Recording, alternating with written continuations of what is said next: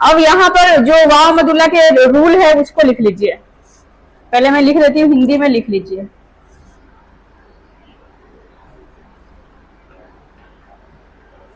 Wow के नीचे, wow के नीचे एक लकीर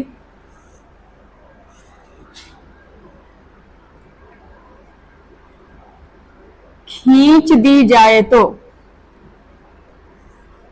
खींच दी जाए तो, इस रूल को आपको याद रखना है, ठीक है। वाओ के नीचे एक लकीर खींच दी जाए तो वाओ की आवाज, वाओ की आवाज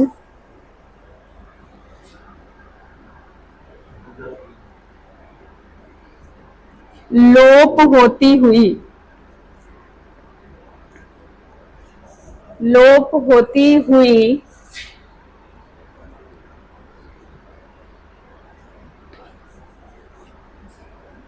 लोप होती हुई साथ साथ के अक्षर में मिल जाती है, साथ के अक्षर में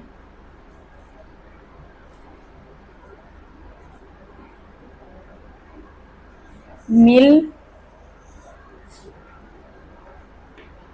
जाती है। अब यहाँ पर जो रूल है उसको समझ लीजिए, ठीक है।